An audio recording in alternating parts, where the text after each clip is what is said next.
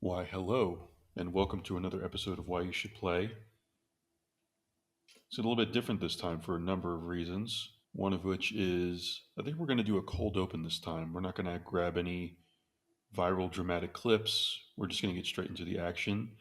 And that is because we are live and in person sitting right next to me. I told you all that we had things upcoming and planned.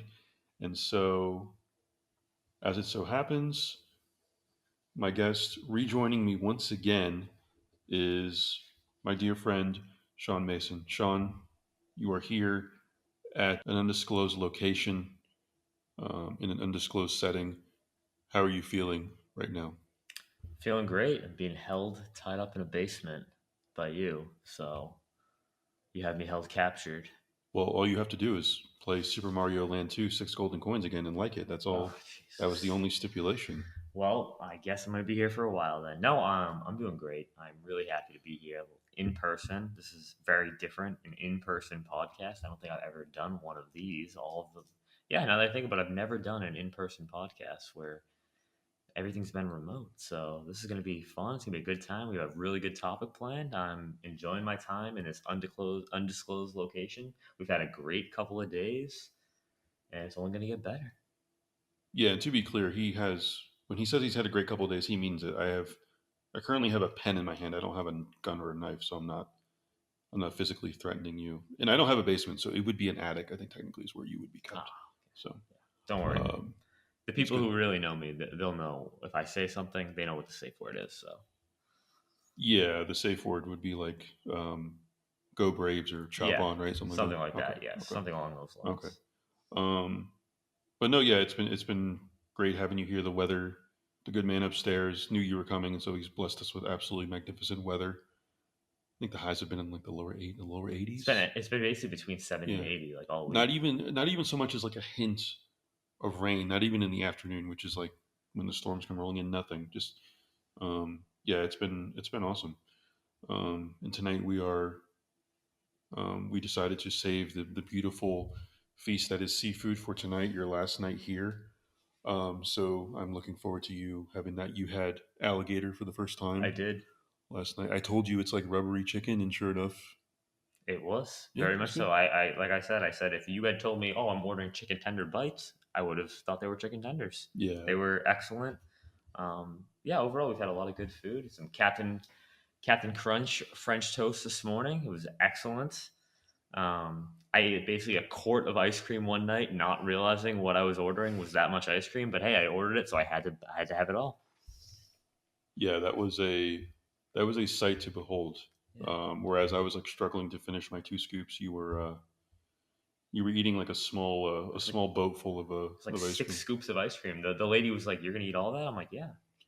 Yeah, she did not know. She learned very quickly who she was dealing with. But no, it's been great, and we planned on recording this episode. I'm very excited. We're going to cover a lot of games, which is always exciting, and just being in person, talking to people is it's so much more natural.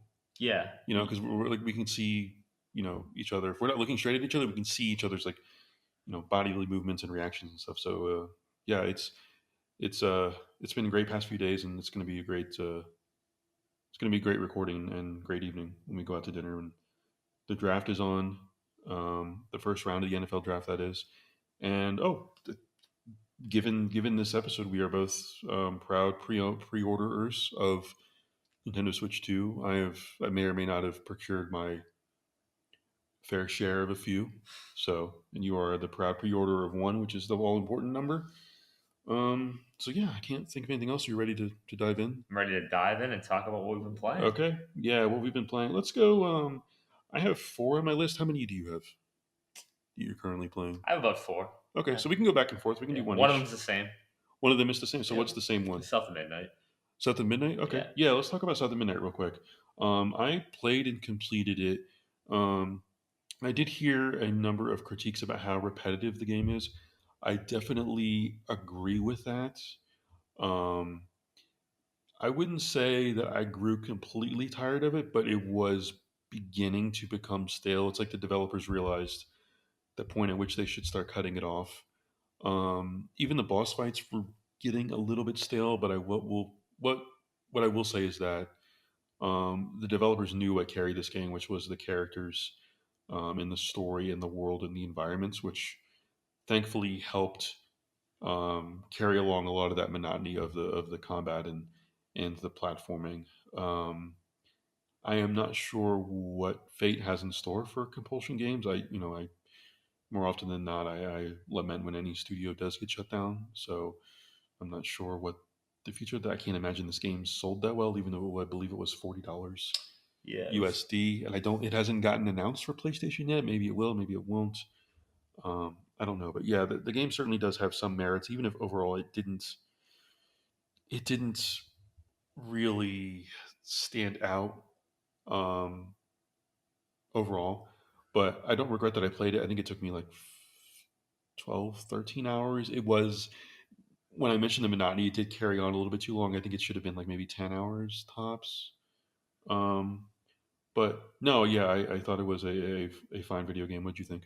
Very similar. I played about 13 hours. I finished the game.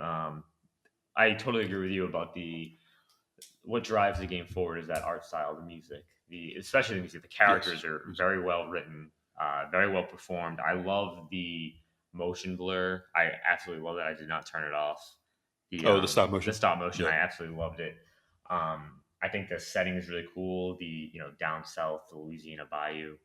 Mm. Very some not much, not many games take place in that area, and I think they really nailed what they were going for. But the combat is definitely the weakest part, and not only is it the weakest part, that it happens very frequently. It happens a lot more than you would expect in a game like this. I would almost like a game with this setting, with this type of writing, without combat. See how they could, tackle something like that.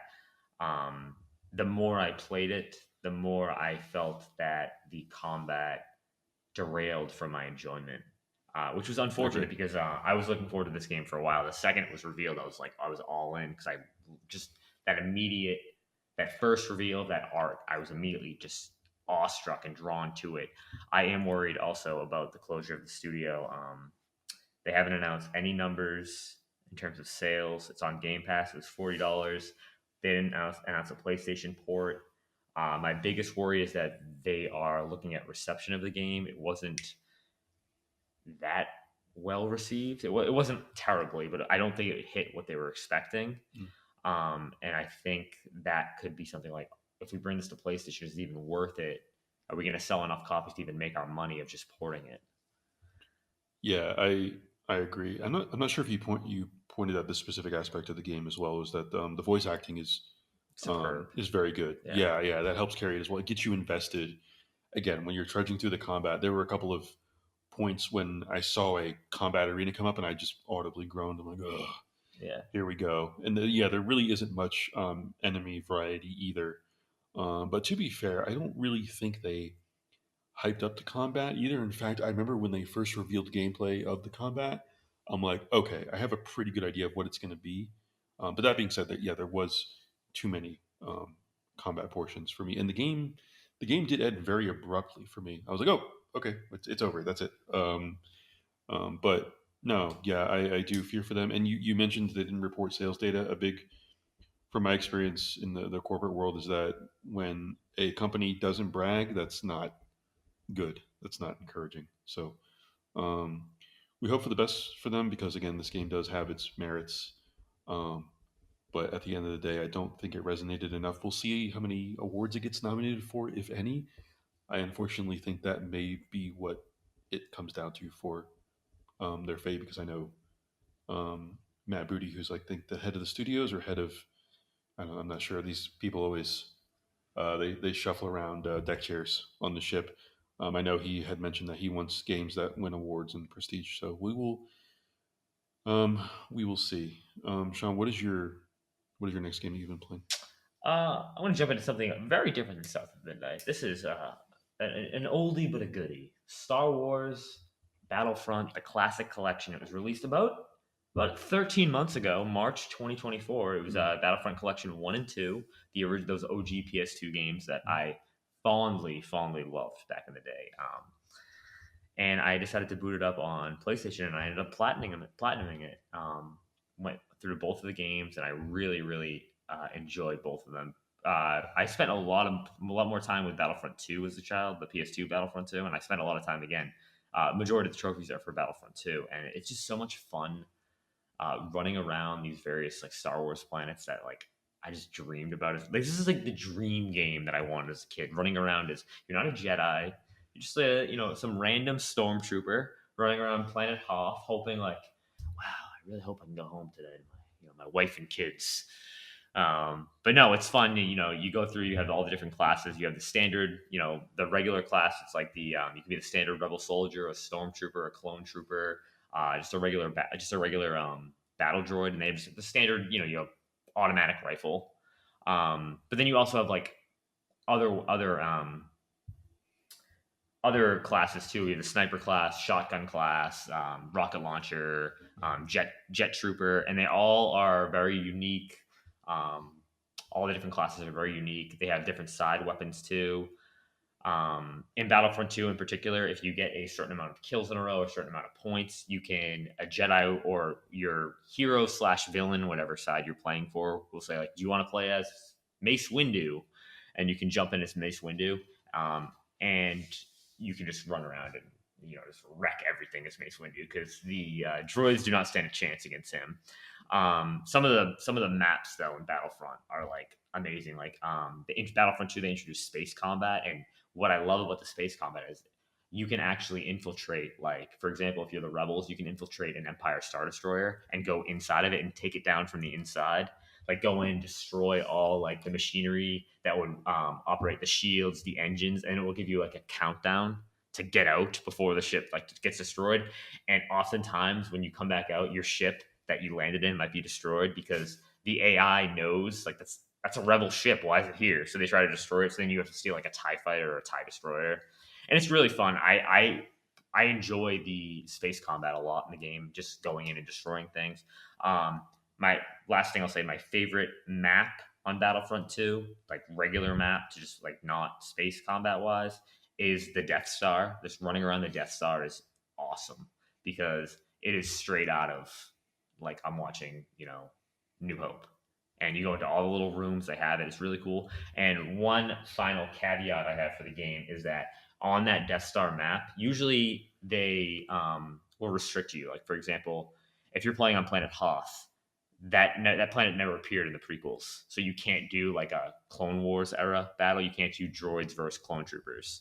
Um, the Death Star, they had a special like they have like a main campaign. The main campaign is like I don't know, it's really easy. But the brisk of the game is like playing just like all these different maps, but and doing different missions. But they had a special mission that was not in the movies where you are playing as the clone troopers as they are becoming stormtroopers and you're on the Death Star. It's like a so when you play the Death Star map, you can actually pick the Clone Wars and play as the clone troopers and droids. So that was really cool to see them on the Death Star. So I really like that map in general. But yeah, awesome game. Highly recommend it. It holds up incredibly well.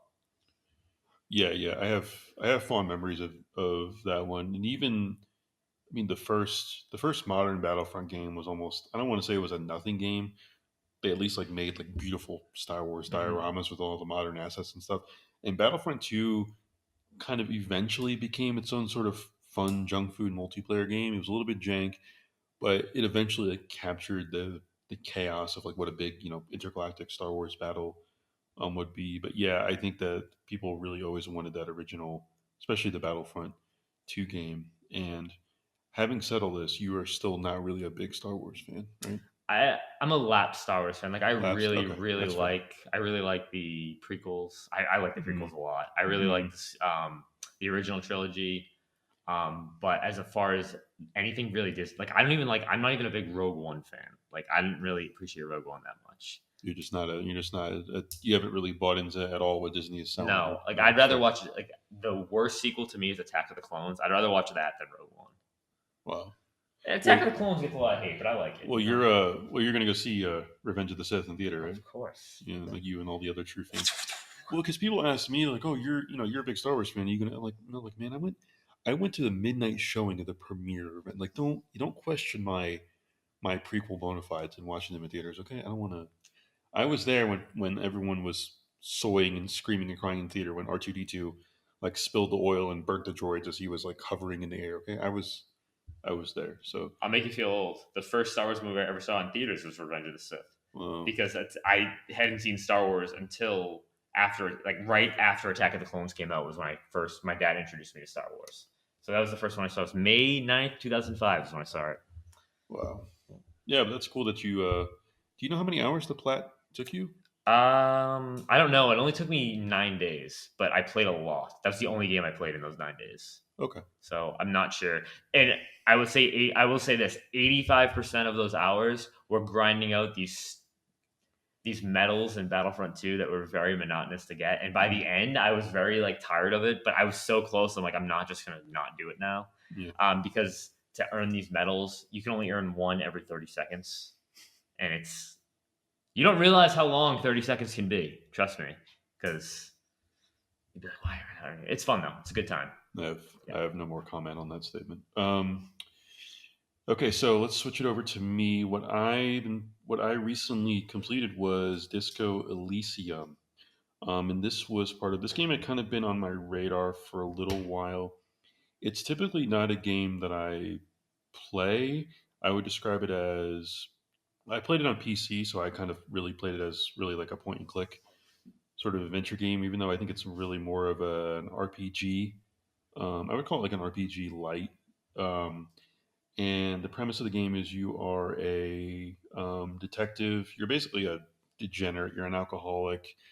You have mental illness, pretty severe mental illness, and you wake up in a hotel room. You have no idea what happened, what's going on. So part of the game is you sort of rediscovering yourself, who you are, which is a good sort of meta narrative for you. Your character forgets who you are, so therefore you have to kind of decide who you're going to be. In classic RPG protagonist nature. And so the other half is investigating this murder, and then as really good any good narrative does, any good detective story, there's much more going on than just the murder of this person. And it was probably the first time in a while when I found myself engrossed in not just the immediate story of what happened with this murder, but the broader world. And the game does a really good job of interweaving both, um, and how you go about discovering it. Um, it's so much so that the reveal of the murder itself I found anticlimactic, but I still found the ending of the game very satisfying because again, it's in a game like this, the immediate mystery of who the murderer is isn't really the point of the game. The game has a lot to say about the dreaded P word that gamers don't like, politics, right? It has a lot of socioeconomic commentary, labor disputes, classism, et cetera, et cetera, et cetera. So I found it really engrossing from beginning to end. One thing that really stuck out to me is the art style. It is like you are walking across a giant oil painting, and it is absolutely beautiful. I have a soft spot for oil painting, that specific art style. I think it's just absolutely beautiful. It's not really that someone used a brush. It's like someone really beautiful, broad, slow strokes. I don't know how to explain it. Just the way it resonates with me. It's really beautiful, and the setting takes place on a waterfront, basically like a waterfront town. And I'm from from Florida. That speaks to me as well. So it was a lot of times where I could almost like smell the salt water in this sort of seaside town. And so yeah, you come across a vast eclectic group of characters. Um, my only real critiques for the game is that there is a day night system, 24 hours within a day, and I found myself locked off for a few hours during near the end of some days. So I was kind of like aimlessly wandering around. Maybe I missed something. Maybe there's a quest I can complete. Where I found myself a couple of times just finding a bench to pass the time and rest. Then my biggest issue with the game is the inventory system, specifically your clothing, which the clothing items you wear affect your your perks and your stats. So one item will have +2 of a specific perk, and it'll have -1. The issue is that I even played the Final Cut version, which has voice acting. Which, by the way, the voice acting is absolutely exquisite. I can't imagine playing without it. The original version of the game, I understand, did not have voice acting. Um, and so, but anyway, you're organizing your clothing for all your stats. There's really no organization; it's all manual. So you have to manually move your clothing items around. There's no sorting, there's no filtering, there's nothing whatsoever. So that was honestly my biggest issue with the game. And so, really, that being the biggest issue, this is definitely an awesome game. I would highly recommend it to pretty much anyone who's at all into RPGs or really political storytelling, really stats driven RPGs. It is like a very tabletop game, so there's actual dice rolls, there's percentages. There was a couple times where I missed a 97%, and I'm like, you've got to be kidding me. That's just part of the game. So I want to say it took me just under 30 hours. I want to say 28, 29, or 30, maybe around there.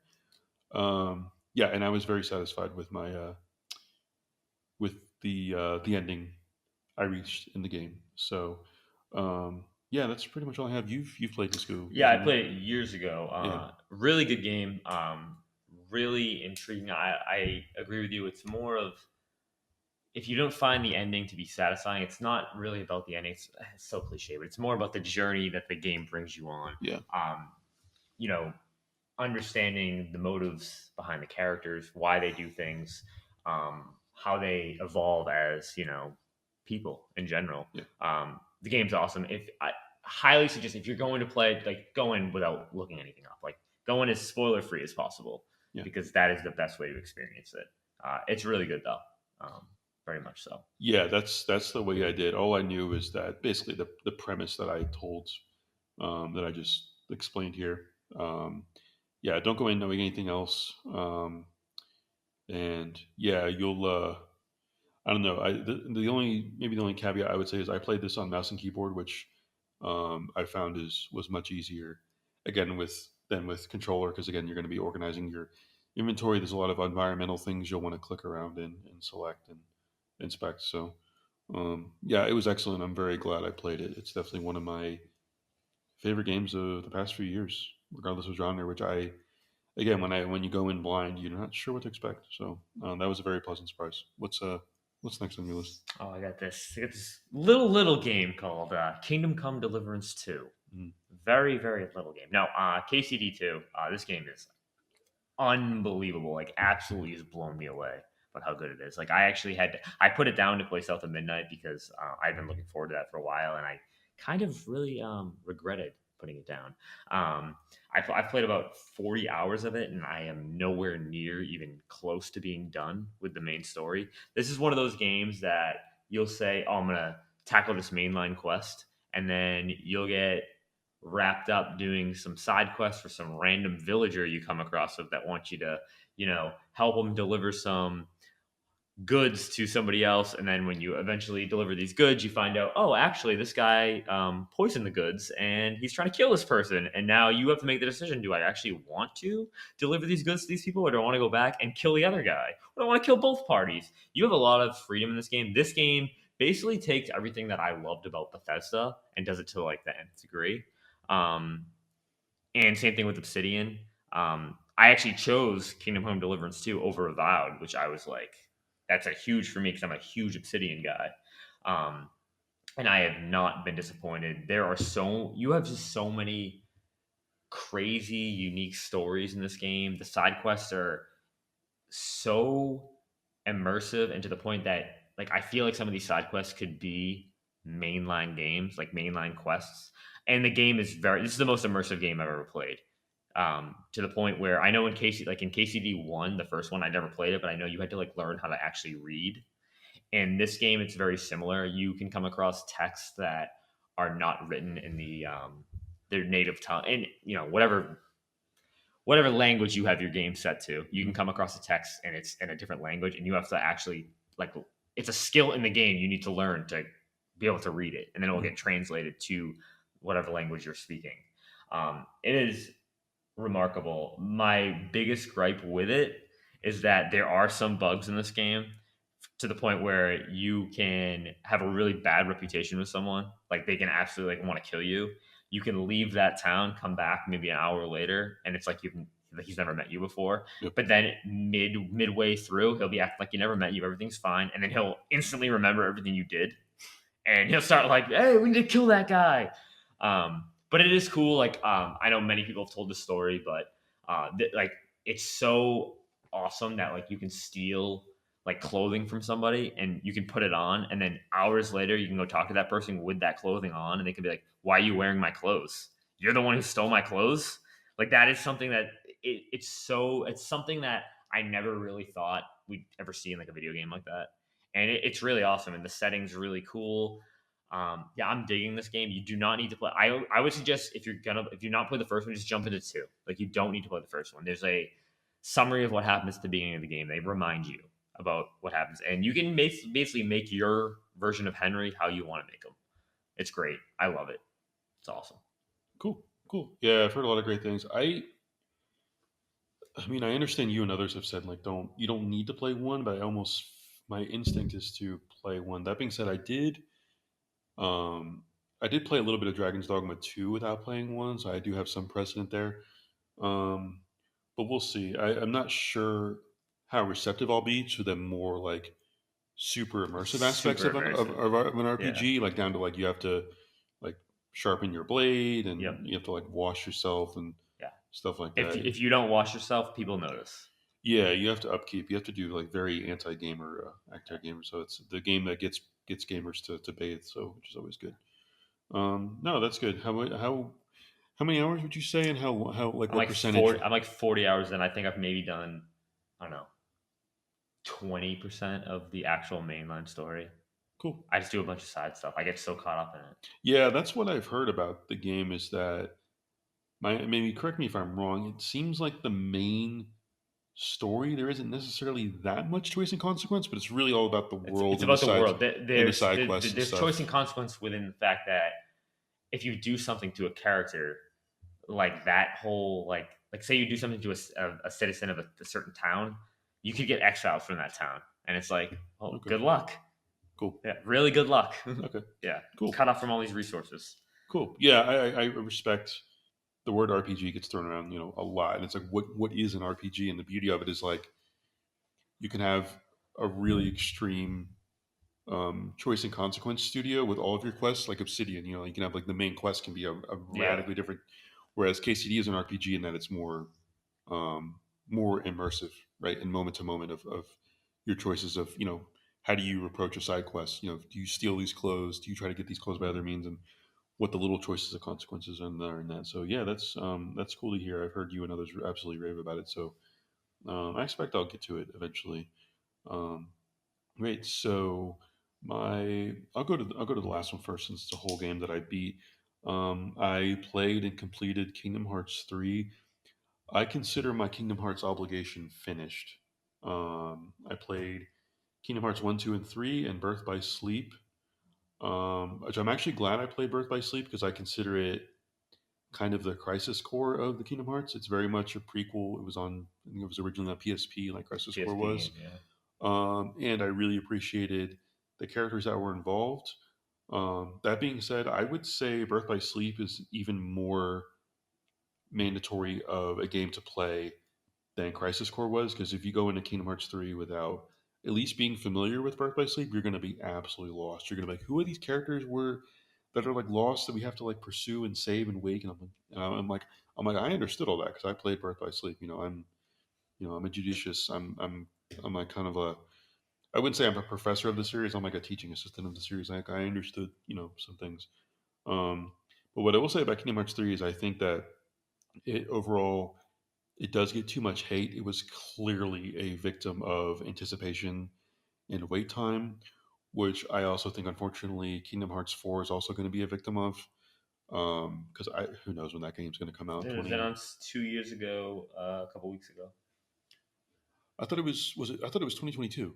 That's 3 years ago. Yes. Jesus, oh my Yeah. gosh. Yeah. Yeah. And I don't know when that game. 2027 maybe. I don't. We haven't. Thing is, people haven't heard anything. I know people are. Nomura, who's I think Kingdom Hearts is more reliant on him than I think that Seven remake trilogy is. He writes Nomura actually writes these scripts to Kingdom Yeah, Hearts. yeah, he is the auteur of Kingdom Hearts, and we just learned that the Cloud English voice actor is already back in the studio. Basically saying he posted a little sort of sprite drawing of Cloud saying, "Hey, I'm back with my best friend in a recording studio," and so people are speculating, does that mean Kingdom Hearts 4 um, is still kind of on the shelf for now? Who knows? I mean, I don't know. All I know is that Kingdom Hearts 3 was very fun, overhated for me. Clearly, a victim of anticipation. So yeah, I enjoyed it very much. So I don't think I'll be day one for Kingdom Hearts 4. I'll probably wait for reactions from you and others. I mean, I know so many of you, like you and some other, just absolutely in the bag. It's going to be like an automatic like 8.5 out of 10 because it's Kingdom Hearts 4 mainline. 8.5, kind of Nine, almost 9.5 out of 10 automatically. 9.9 out of 10 at the Um, minimum. But no, I enjoyed it. So I had fun. What is your next game? Night. You just want me to skip. You don't want me to talk about Kingdom Hearts 3. I just want to say No, we'll one. be here. We'll be here Yeah, forever. We'll I miss. freaking love the game. It's amazing. Got to play the spin-offs too. 358 over 2 days. Got to play it. Go get a DS. All right. My next game is a game we've both been playing this week together, and that was Super Mario 3D All Stars. Um, Not 3D All Stars. Super Mario 3D World. Wow, that was a really brain fart. Yeah. Super Mario 3D World for the Nintendo Switch. Me and Bill here have been playing it co-op. It's been a blast. We're actually in the super secret final world. We beat the mainline game. We're getting those green stars. Just playing this game. This is still love letter to Nintendo fans. I absolutely love it, and Mario fans in general. Um, there's so much diversity in all the different levels. Even on the overworld map, like we said it when we were playing the other day, it's like mini dioramas. Just like you get a little glance at it. Um, it is very fun to play. It can be frustrating to play co-op. It's funny. Um, it's so funny to watch because I take for granted sometimes that I don't know. I don't want to say I'm like a great platformer player, but I like sometimes just take for granted what I can see everything on the screen and like Yeah. what I know when I'm playing the game. Like, oh, I know. Like I'm looking in the top left corner, and I'll say, "Oh, we just missed a green star, or we missed something." And in my mind, I'm assuming that the other person is seeing exactly what I'm seeing, Yeah. and it's like, no, they're not. Yeah. And it's just so funny. I love this game. It's so much fun. Yeah, I love playing as Luigi and Mario. Yeah, it's very fun. Some I won't talk about it too much, but I'll just recall some things that stood out as I was playing it. One is that there's clearly some sections, specifically some side challenge rooms that are really not meant for co-op Yeah, whatsoever. Down to the point it's really meant for like a single character going along like a beam or a path. And the collision is funny. Um, Another thing is, oddly enough, it made me want another Captain Toad game, Treasure Tracker, yeah. because you can clear like there's clearly some smaller scale Captain Toad Treasure Tracker levels. By the way, play Captain Toad Treasure Tracker if you haven't. The game is awesome. I want another one.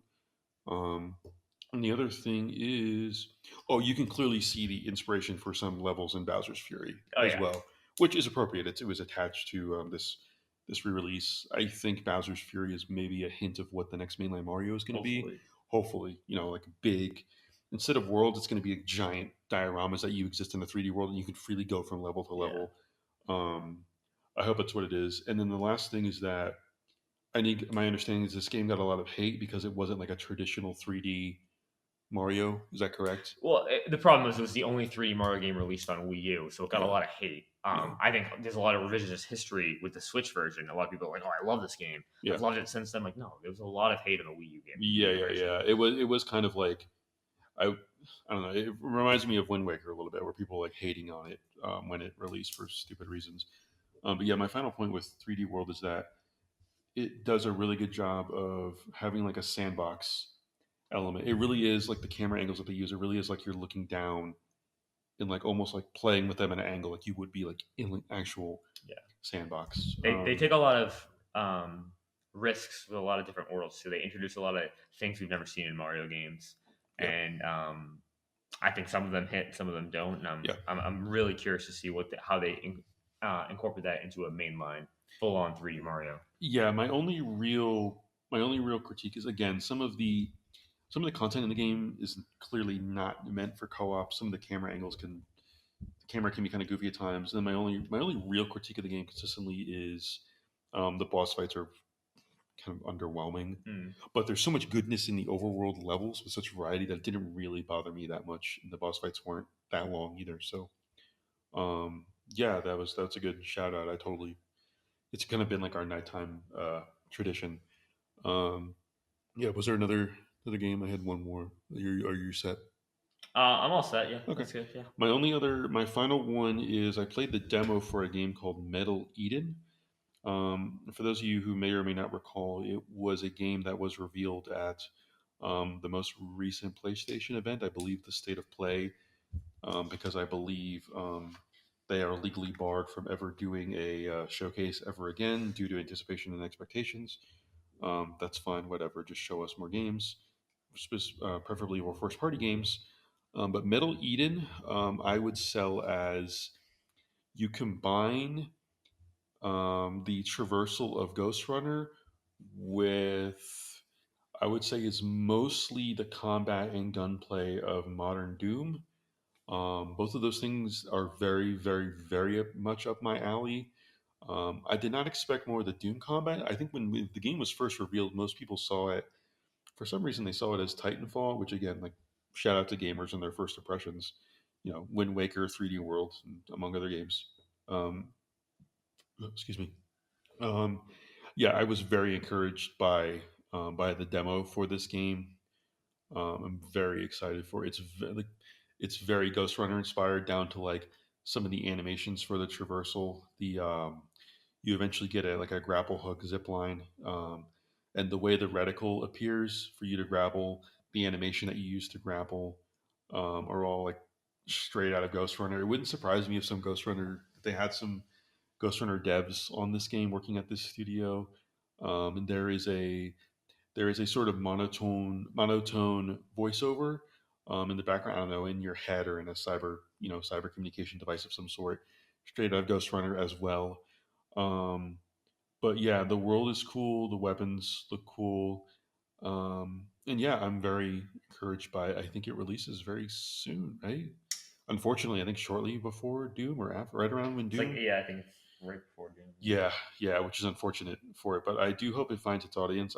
I think, in fact, I was telling you earlier, there was another full price game I was going to consider buying just to support, and this may be it. But yeah, Metal Eden, the demo is out, I think, on all the platforms. I did it on PC since I'm too mouse and keyboard pilled for first person games, especially shooters. So definitely go check that game out again if you're a fan of modern Doom or Ghost Runner. I think you'll enjoy that. So yeah, we've been yapping a lot. It's already almost 40 minutes in. So um, what I'm actually going to do, I know tradition is we usually do the caveat at the end, but I wanted to get the caveat out of the way because it is kind of the elephant in the room. So this episode is going to be dedicated to Nintendo Switch Online, which is of course the subscription-based online game streaming catalog for the Nintendo Switch, and of course under the upcoming Nintendo Switch 2, which again we both are proud pre-orderers of.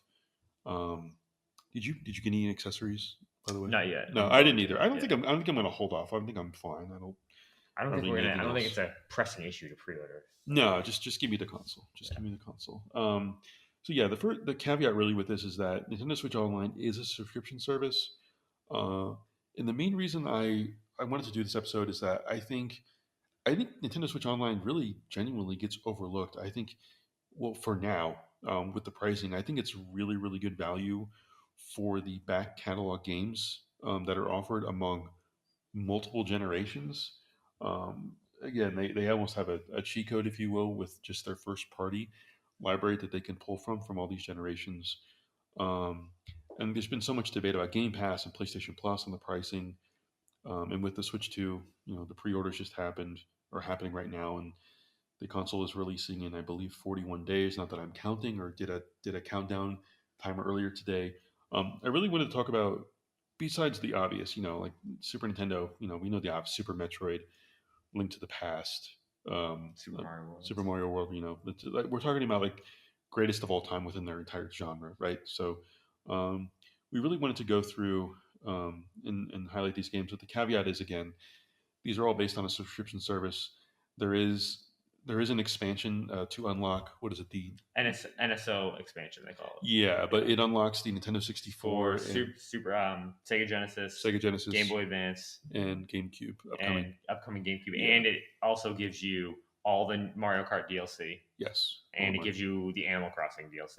Yeah, and to be clear, the upcoming GameCube um, portion, the GameCube platform for Nintendo Switch Online is only going to be um, exclusive to the Nintendo Switch 2. Yes. Yes, yeah. So keep that in mind. There isn't much for GameCube being offered right now, but we do have some shout outs that may or may not be relevant to this program. So um, yeah, let's dive right into it. The broad structure of what we're going to do for every, we're going to go platform by platform, starting with the earliest release of the platform, and we're going to break it down within each platform. We're going to do must plays. Then we're going to do other general recommendations, in which we had some fan and supporter and listener write-ins. And then at the end, Sean came up with a great idea of adding a title that we want to see added to the platform. And a lot of these are not; these are just titles that we want to see added to the platform for specific reasons. Some of them may be part of collections that were already ported, and maybe you don't want to buy a whole collection of games for just this one game. So keep that in mind. We did our best to research whether games were ported forward or not. But here we go. We are going to start with the Nintendo Entertainment System. I don't have the exact date when it was released in North America, but it was the earliest. I have some year. Yeah. Oh, the NES. That's just the console. Yeah, just the console when it released in North America. It was released multiple sporadically. They had it was released in New York first. It was 1985. I know that. Okay, 85. Okay. Yeah. Yeah, it was the earliest. I mean, it's the platform that really saved and definitely revived the console gaming industry as we know it. Um, so we're going to start with our must plays. We're going to do one must play for platform. Otherwise, I mean, must plays on each of these would be, I mean, we'd be like half the library probably. Okay, so for the Nintendo Entertainment System, the must play that I have is Ninja Gaiden, and that is because, surprise, the series is magically being revived in both 2D and 3D, both which games look absolutely awesome. I'm a boomer. Like we call it the real Radic rule. If you are over the age of 26, you are officially a boomer now. I guess I am. So I am a seasoned boomer. Um, so Ninja Gaiden, again, I harped on this in the 2D episode of the esteemed Backlog Brainrot podcast. You really need to go back and show respect to the OGs where it all began. Ninja Gaiden, unsurprisingly, the game is very tough. It will beat your brains in. The good thing about Nintendo Switch Online, it has generous save states. It has a rewind. I would say your first time, just play it straight through. See how far you get. Maybe you don't even get past the first level till you lose all your lives and die, have to start over. But then, by all means, try to make your way through the game. It's the original Ninja Gaiden. It is still so damn good. I am so hyped for. Gosh, I forget the title of the 2D game. Spirit of Vengeance. I don't remember, but the animation work looks absolutely just. God, it's awe inspiring. I'm just jealous that I don't have anywhere near that artistic talent. But yeah, Ninja Gaiden, and your must play for NES is Oh, it's got to be Dr. Mario. You're you've been curing COVID over here. yeah. That was my joke in 2020 when I poured many hours in this game. I love Dr. Mario. This is the first release in it. It was released in 1990, I think. It's either 89 or 1990. I This game is just a pure puzzle game. It's a spin-off of it's 90 because it's a spin-off of Tetris basically, and you're just basically throwing pills, killing viruses. Matching colors. Um, there's no story to the game, unlike future Dr. Mario games. In this game, this is how I play it. I suggest you go in, you put it on hard mode. You start at level 0 because you can go level 0 all the way up to level 20, and you put the speed on high, and you just go from there and see how far you can get. Uh, I have beaten. I got. Well, you can actually get further than level 20, but you can start at level 20 if you want. But I always start at level 0 and just work my way up. Furthest I've ever gotten is level 22. It gets insanely ridiculous to the point like you make one mistake, you're done. And the music is just killer. You have the fever music, which is everyone once you hear it, you'll know it because you'll recognize it. And then you have the chill lo-fi music that is very very much more toned down. Or you can just turn the music off. It's a great game. I love it. Kill some viruses. match those colors. Yeah, you say there's no story. I think the story is honestly, it's just it's prophetic in that the story is just throw pills at all your problems, Yeah, basically. So basically, yeah, of course, yeah, yeah, yeah. When, I mean, when the pills are coming from Mario, you know they're good and helpful. There's of not gonna be any course, side yeah. effects from Dr. Mario's pills. So awesome.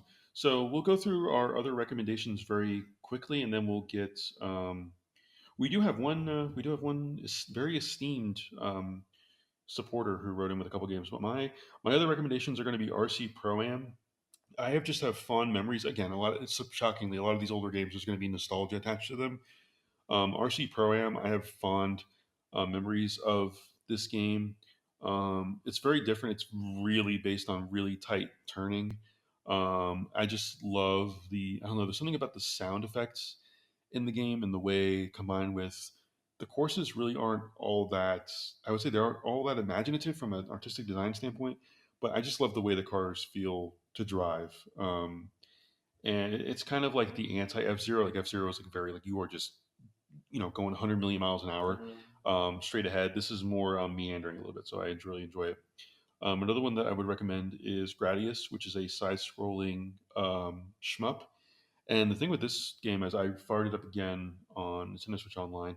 The music is just absolutely killer, man. It really propels you to keep going forward and just killing everything in your path. So yeah, I'd recommend Gradius.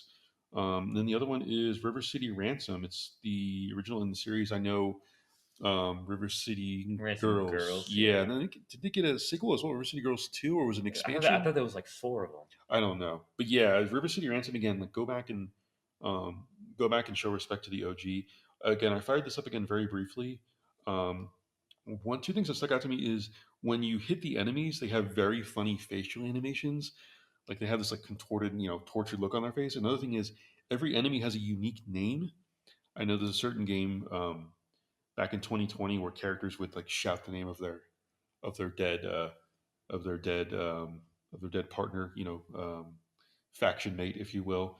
In this game, I was like, oh, every player has, oh, it's Philip or Jesse, or it's always a different name because I always make sure to look out for it's the same name, but no, they're all different names for the enemies that you beat up, and so yeah, those are going to be a few of my recommendations to go play.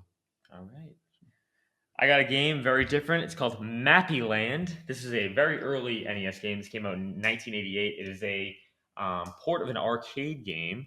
And this is honestly just a fun little 2D platformer. A lot of nostalgia. It's not doesn't have the best mechanics. Doesn't have the best you know controls. But I really like you play as a mouse and you are running around and there are cats coming after you. There are humans coming after you, and your whole idea is um, each stage is a screen. There's like the screen, and on the screen you have to collect these little pieces to kind of build a door. And once you get all the pieces, you go over to the door, you go through the door, and you go on to the next stage. It's a lot of fun. Again, the controls are not great. It's just a lot of fun. And if the second you see it, you'll know. Oh my god, this screams arcade game. Um, Music's fun. It's a really interesting game. You can pick up items to kind of distract the cats. Like you can put down like a cat toy, and all the cats will go over and start playing with it. There's eventually you get like a cannon. You can shoot the cannon, and it'll shoot a human. Human doesn't die. He kind of just gets knocked out, and then he'll eventually get back up. It's a fun game. It's called Mappy Land. This next one's kind of a cheat code. It's called Earthbound Beginnings, aka Mother, which was actually never released in North America until the Wii U. It was released on the Wii U Virtual Console, and they just released the a Japanese port, and they actually localized it for America, which is really cool. Apparently, they had localized it, and they just never released it here, which is interesting because we got the sequel. This game is just an RPG. If you liked Earthbound, you'll like this game, Earthbound Beginnings. It's the prequel to it, same universe. Your main character is named Ninten, so very very funny. Shout out to it. This also is the game that introduced Lloyd from Earthbound.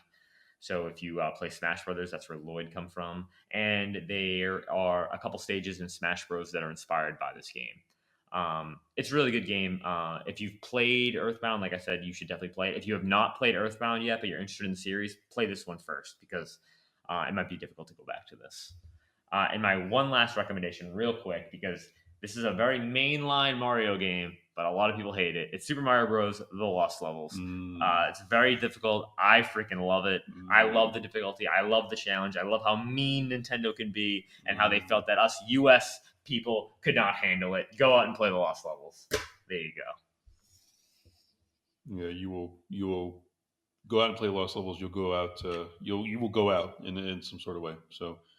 Um, so we did get a dear supporters submission for NES. That is, of course, the one and only Johnny Waffles, who wrote in recommending Snake Rattle and Roll.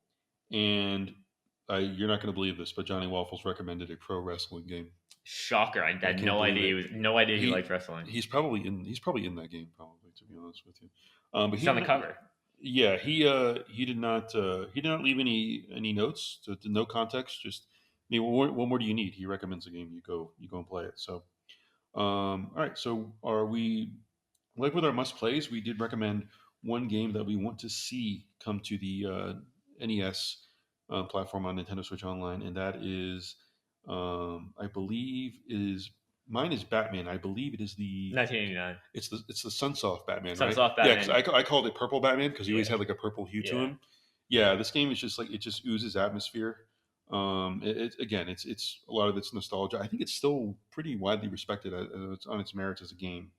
But yeah, I would like to see Batman come. And yours is an all time classic. So Mine is the sequel to Tecmo Bowl, which is on the NES online system. It's Tecmo Super Bowl. Many people think this is a Super Nintendo game because it has Super in it, but it's just Tecmo Super Bowl. And what I like about this game is this is the one that introduced the NFL players license. So they actually had the players' names in the games. And this is the one that you would ban the Lions and you would ban Bo Jackson. You banned the Lions because they had Barry Sanders. You banned Bo Jackson. This is that one, Super Bowl, because it had the license for all the players. The original one just had all the teams. This is great. It's a great. But many people think it's a Super Nintendo game when it's not. It's an NES game. I that's want a good this show. one. But this will never come because of the licensing issue with all the players. Yeah, it's just a licensing nightmare. But yeah, I get that. Bo Jackson banned. Barry Sanders also banned. It's funny though because now that I say that it was on the Wii Virtual Console. This version, the Super Bowl, because I had it on the Wii Virtual Console. So who Go knows? figure. Maybe one day. Yeah, go figure. Maybe one day. Okay, so the next platform that we're going to cover is the Sega Genesis. This is Sean has bowed out of this.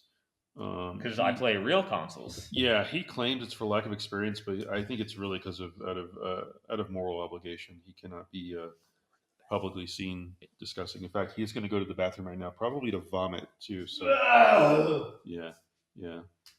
Okay, so I'm just going to sit here and yap for a few minutes about the ye old Sega Genesis. I got let's I guess gather around my campfire on my front porch in my rocking chair, and I'll try to yap while Sean is away. The Sega Genesis I got as a Christmas present. I don't know if I've told the story on the old podcast microphone before, but I got it as a Christmas present, and I opened it first. I guess because every other gift would just pale in comparison beyond the after the mighty Sega and Sonic. And my dad said, "Hey, while you're opening all your other gifts, I will, I'll go set this Sega up in your room, with your TV, and I'll get it all hooked up, and there'll be, when you're done opening up all your other gifts, it'll be ready to go, and you'll be ready to play it immediately." I said, "Oh, awesome! Thank you. That's so generous and kind and benevolent of you." Well, little did I know that not only did my dad go in there and set it up, he began to start playing the Sega Genesis as well. Not only that, he locked himself in my room. So when I was done, I hurried back to my room to discover my door was locked, and I could hear him actually playing Sonic. I could hear the chime of you collecting the rings, and I was just inconsolable. I was screaming and crying and pounding on the door. It was absolutely miserable, much like I would imagine many poor souls who were not able to pre-order a Switch 2 like Sean and I were. But anyway, yeah, that's the Sega Genesis. So my must play is going to be a game called Vector Man. And again, I don't know I didn't really look up how critically well received a lot of these games were back then. If there was that much um, formal critic opinions out there. But Vector Man is a side-scrolling platformer. Really unique character design, pretty good that I recall. Production value for its time, and then again, is I always respect these sort of when there's new submissions in a genre that aren't like the dominant. It wasn't a Mario, it wasn't a Sonic. It was just a little bit different. So yeah, I would say a must play is Vector Man solely because I have a soft spot for it. Maybe you won't like it. I don't know. And if you don't like it, don't tell me about it. If you love it, please tell me and make me feel smarter and wiser. So, other recommendations that I'll have very quickly. Echo the Dolphin. I have a pretty soft spot for this game as well. You are a dolphin. It has a mechanic where you need to get air, so you can't actually spend the entire time underwater exploring. You have to go up and get air, and so you can go up and do these massive jumps. You can go and do jumps through rings as collectibles. I forget exactly what it gets you, but also you have lives as well. So there is some combat. I believe you can shoot out sonar as like a projectile weapon, and you can also, I believe, you can bash people as well. I think there is like 4 games in the series. I think I'm most fond of two, which is the Tides of Time. But yeah, Echo is just again, it's such a unique title that I would recommend people go out and check it out on on the service. And then my final two are Earthworm Jim and Toe Jam and Earl. Earthworm Jim is a 2D side-scrolling shooter, and again, it's just such a bizarre art style that it immediately grabs your attention. And then Toe Jam and Earl are it's a very unique platformer. I think there's multiple games in the series. Um, yeah, just again, really unique games that were just kind of there on Sega Genesis in the series, mostly just kind of came and went after a few entries. So yeah, definitely check those out. It is kind of surreal to see like a whole Sega offering on a Nintendo platform. So yeah, and then my want to see is X Men. Um, I don't think it ever got an arcade release. Don't confuse it with the arcade beat 'em up. This is a how do I explain? I guess like a kind of like a 2D side scrolling action adventure game. You get a choice of playing as Cyclops, Wolverine, Nightcrawler, and Gambit. So yes, you can only get male character. It is very anti woke. So if you're staunchly against the mortal threat that is wokeness, you won't have to worry about that. But what's cool is you get some summons. You get like Storm, and then you get Jean Grey, you get Archangel, so you can summon female characters to come save you. So maybe it is a woke game as well.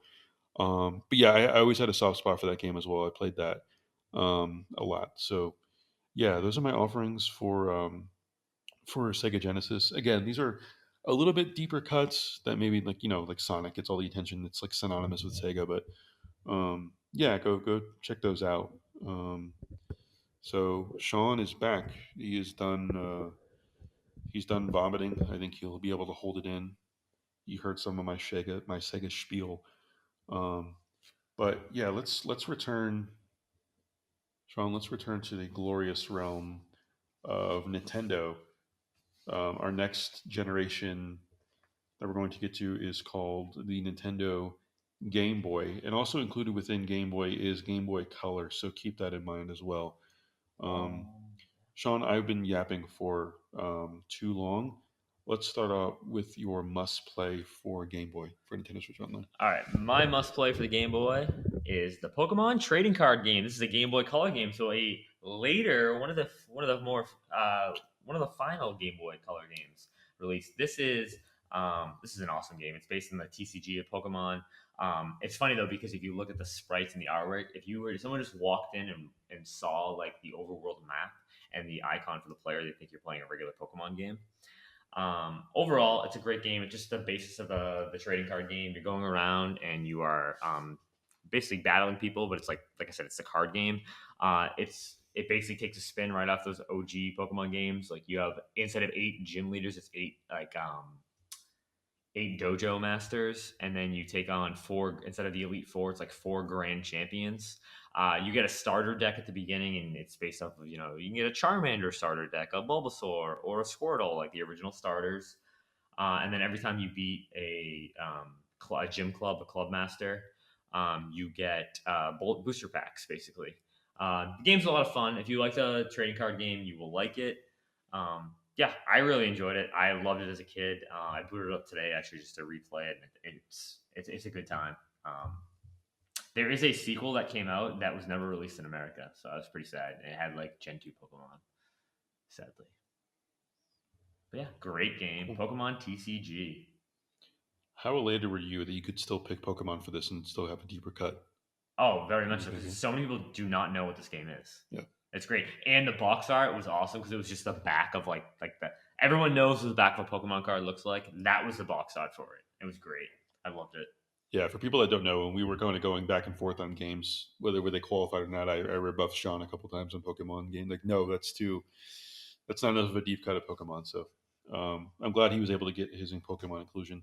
Um, my must play, believe it or not, is going to be baseball for the Game Boy.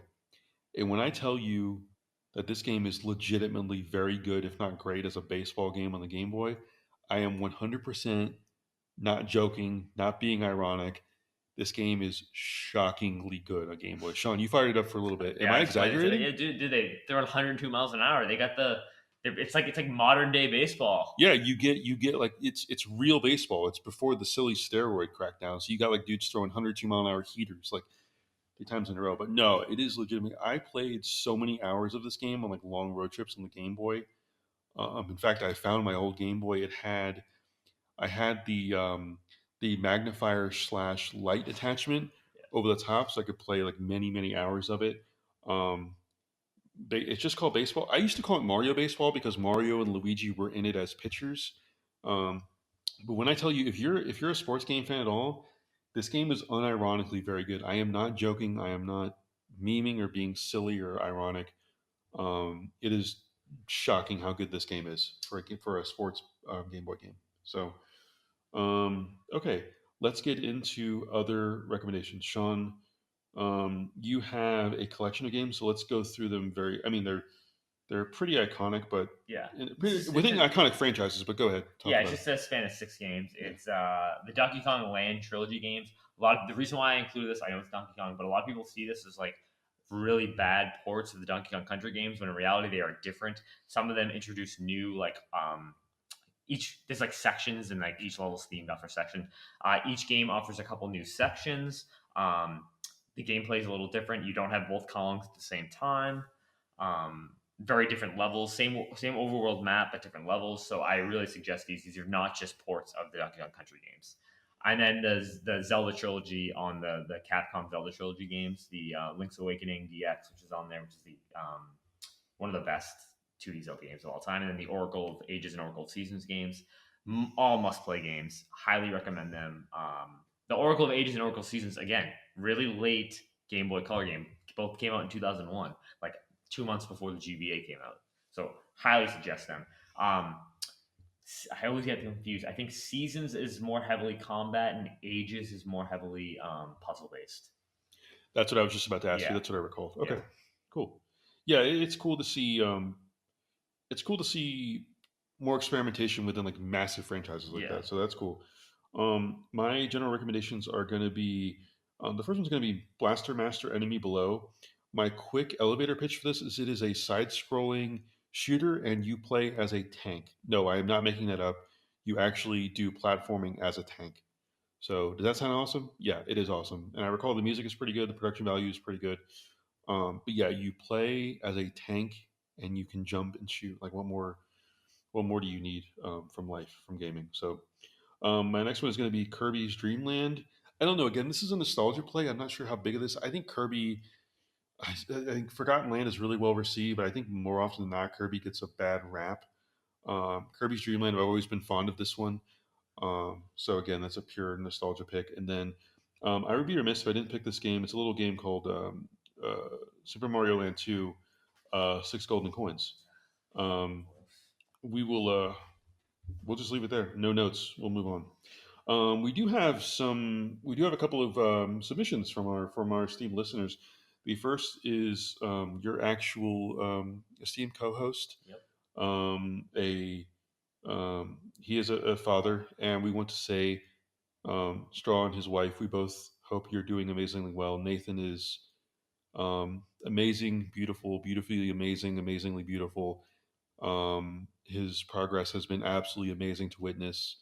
And he is clearly happier than ever because he's back home, and also because his dad was able to pre-order a Switch too, much like we were as well. So what things are wonderful. We couldn't be happier for you. So with that out of the way, he shocker he recommended a sports game, Mario Tennis, and he said it is one of his favorite Game Boy games and a great sports RPG. Sports RPG is like two things that I know would be right up his alley. So um, yeah, do you have any memories of that game? No, but now that he mentions the RPG aspect, I remember that on the Game Boy, Mario Tennis and Mario Golf were like RPGs, and people like freaking love them. Now that I mentioned that, I've never played them, but I do remember that. Yeah, it is. It is kind of crazy how pretty robust games like that. Like the baseball game is so much more involved than you would have guessed for a Game Boy game. Yeah. They really went all out for those sports games on Game Boy, which is cool. Um, and Moki picked Alone in the Dark: New Nightmare. I know nothing about this. I guess it's I don't know. I would I assume have it's something up no for idea. hide and No seek. idea. It is on there. I verified it because Moki is known to be a silly boy. I did verify that it is on that service. So, and it is a game. So, he recommends that. And so, for our games we want to see added to the service, Sean, we'll start with you again. So I got Mickey's Racing Adventure, another Game Boy Color game. So basically, everything we that was said about RC Pro Am just apply to this game, but replace the sprites with Mickey and Mortimer, who's like Mickey's arch rival mouse. There you go. This game came out right at the same time as the animated series House of Mouse, and in that Mortimer is a classic Mickey antagonist. He's not a villain. He's more of just he's like a rival. It's like a foil. Yeah, yeah, Yeah, yeah. Okay. Yeah, when I watched you fired up, I'm like, oh, it's just a knockoff of RC Pro Am. That's yeah. cool. Just with Mickey. Yeah, it's brighter visuals, Yeah. due to the license and everything. So that's cool. My pick is actually going to be the original Dragon Warrior, Dragon Quest. I don't. I forgot to look up if this game has been ported anywhere. Do you No, so know? and we do want to make clear it's different than the NES version. Yeah, Yes. yeah. Okay. Yeah. So I just want I want as much preservation as possible. Even if again, even if it is relegated to a subscription service, it would be there available to play in some form. And we're talking about like one of the iconic. It's I think it's like a national institution in Japan. Yes. It's like a So holiday. yeah, it's like a holiday. It's like their I don't know President's Day or I don't know something. Um, so yeah, let's get to the next platform. SNES. Yeah, one of the all-time platform of platforms. So a funny thing with this is that this was kind of tough because the library on this NES was either all-time great games that we have at least played, if not familiar with, or it was games that we had not played and were not at all familiar with whatsoever. So grant us a little bit of flexibility here with some of these, but my must play is going to be F Zero. And I picked it because F Zero is like when was the last game in the franchise? GX on the GameCube, 2003. Yeah, 2003, 20, God, Yeah. 20, over 20 years ago. Jesus. Yeah, and I'm picking this game solely because maybe it'll will a new game into existence. Maybe it won't, probably won't. Yeah, go back and play again. Go play the OG like with Ninja Gaiden. Just feel like the absolute rush. Even those like beautiful Note 7 graphics back in the day. Yeah, go back and play F Zero. The more people that go on and play it on Switch Online, that is one more chance that we have to add to their telemetry to produce a proper sequel. I mean, we're getting another Kirby Air Riders. Like, come on, guys. Jesus Christ, I cannot With believe the world we live in, it. Yeah. we need Sakurai to be passionate about F Zero. That's how a new one will happen. So, well, what's yours? Breath of Fire 2. So this takes everything from Breath of Fire 1 and just makes it even better. It's funny, I realized I have a lot of Capcom games on here. This is when Capcom was making just like these Nintendo is letting them make these like crazy games for their console. Like this is a turn-based JRPG made by Capcom, and you might see another turn-based JRPG by them later on from me. I was to say, but this is like heavily inspired by Final Fantasy. If you look at the overworld map, you'll be like, this is Final Fantasy. You look at the in-game turn-based combat, it looks like Final Fantasy 4. It looks like Final Fantasy 5 and 6. It's awesome. The story is super compelling because it opens up and it's 500 years after the first game, but the character you're playing at is 16 years old, but somehow he has the same name as the character you were playing in the first game. I'll leave it at that. And you can recruit like four other companions, and they are extremely diverse in one, what they look like, how they play, and their class system. Um, and it's overall it's a really interesting game, and there are many themes discussed, including friendship, romance, isolationists is in there, and just like overcoming adversity. I really enjoy this game. I would say it's right there with Breath of Fire 3, which actually ended up going to PlayStation, which is funny enough, as some of the best Capcom RPGs. This game you can play on. It was ported to Game Boy Advance eventually. It was one of those, like, how GBA got a lot of Super Nintendo games ported to them. It was one of them eventually ported, but I highly suggest Breath of Fire 2. It's really good. Cool. Awesome. My recommendations are going to be Wild Guns, which is a shooter.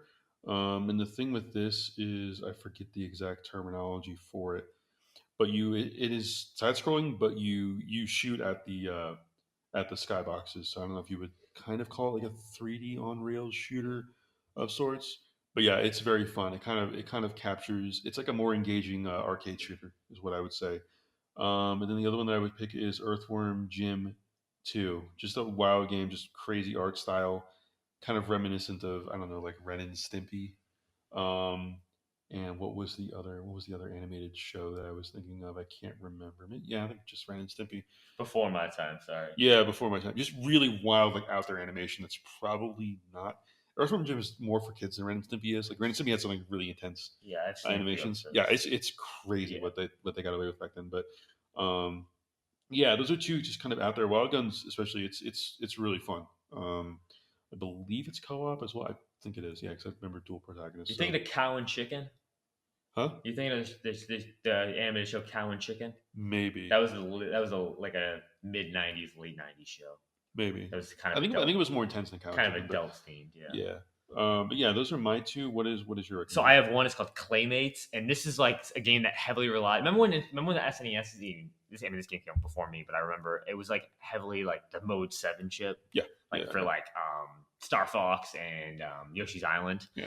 This game is definitely requiring that. If you've played Clay Fighter, it's made by the same people, and it kind of takes place in like the same universe. So like the creatures are all like clay based, and it's a 2D side scroller, but it's like you're all clay. And the whole idea is that you are trying to a scientist created all these clay figures, and some kind of went like awry and like ran away, and like you're trying to go back and collect them, and you're just going through a bunch of 2D areas. It's really fun. It's really cool. It's really gorgeous to look at, that clay art style. I really like it. It's called Claymates. Cool, awesome. Yeah, that's. I think I saw you play a little bit of it. Yeah, it looks really unique. Okay, so we have a couple of write-ins, a couple of suggestions from your two fellow Backlog Brain Rot, Backlog Brain Rot co-hosts. The first of which is Parrot, who wrote in recommending Star Fox 2, which I endorse as well because, for many of the same reasons he explains as the reasons that I would recommend it, is he wrote that it is basically a tech demo for the canceled game, which is true. He actually thinks it has a lot of neat ideas, including a real-time strategy-inspired world map, as well as dogfights in 3D open areas in space, and a ship that can toggle on the fly between walking mode and flying mode. Which Yeah. I was seeing you like kind of trip out of the walking Uh, mode. it It's it's very very weird. unique because usually the only ground-based combat you get in Star Fox, like they have some like on like we actually plays the character running around, but Yeah, yeah, yeah, usually it reminded me of like almost like a prototype for the Landmaster tank. yeah. Yeah, everything about this game screams prototype. It is clearly like insanely ambitious for its time, with everything going, all of the systems and mechanics and all the things that you can do from a gameplay perspective. So I would say go on there and try it out simply as a just as an experimentation and a prototype for a game that could have been, is ultimately never really saw the light of day. It definitely has its rough edges. I saw you play like the first person combat portions, Yeah, and dogfighting. it's It's very very weird. I like was shooting, and I couldn't see what I was shooting, Yeah, and somehow I beat Pigma, and I was like, oh, all right. Yeah, yeah. You just fire at the screen, you eventually hit Yeah. something. But yeah, it is a fascinating game. When I remember when they revealed it was coming to the service, I'm like, oh wow, I didn't think that would ever like see the light of day, much less be just offered there on the service. But it's cool. I think they can they can dump a game like that on a service. They can't necessarily just sell it because it's not really a Yeah. finished full product. But yeah, it is. It's really cool. I hope more companies do that. I would like to see like Xbox just dump like whatever you have for Scalebound. Just why not? Just put it on Game Pass. Give us Just that Halo DS game. yeah, give us the Halo. Yeah, give us like the full like prototype for like the third person Combat Evolved or something. Yeah, it's really cool for Nintendo of all people to do that. I mean, Nintendo is known for like releasing the most polished, bug free, you know, um, products. So yeah, it's Good on fascinating. And them. then Yeah, good on them. yeah, good on them. That's cool. More of that. And your other co-host Straw Hat again. What a shocker! Another sports game. Yeah. He put Super Baseball Simulator 1000, It's and he 1.000. Yeah. oh, it's Well, it's 1.0. 1.00. It's really weird because they include the zeros in it, which is really strange. I'm guessing maybe they released like a 1.001 at some point. And Yeah, it was originally this would not shock me if it was one of those like not PC Super Famicom. It wouldn't have shocked me if it was like the disc game, like one of the disc ones. yeah, Um, yeah. But he wrote that it's one of his favorites. One of his favorite sports games growing up. So yeah, it's cool when you have games that are really nostalgic to you. Or nowadays you haven't played them in a long time, so you're not sure how good they are, how well they hold up. But just to see that little like bit of nostalgia added to the service is so cool. So yeah, I totally understand that. As I added my own nostalgia picks previously. For our we want to see, go talk to us about Seventh Seventh Saga. Saga. Yeah, It's not a great JRPG, but I yeah, would like to see it because it was on Super Nintendo, and it looks when you look at the sprites and the battle system, you can see the next evolution of JRPGs. Like you can almost see like a prototype of Final Fantasy VII, a prototype of those PS1 32-bit style RPGs where the combat is not like it's not on a 2D plane where you have all your characters lined up in a row and then the other enemy lined up on the other side. It's like your characters are up front and like at the front of the screen and the enemy is in front of you and you can actually see them moving up and actually swinging and attacking them. It's really interesting. And what's really cool is there are 7 different protagonists and you can choose any of them, and you can during the main story you can encounter the other ones and you don't necessarily have to recruit them. In fact, you can go over and like attack them, and there are 3 different endings. So it's not the best. We never ended up getting the sequel. A sequel was released in Japan.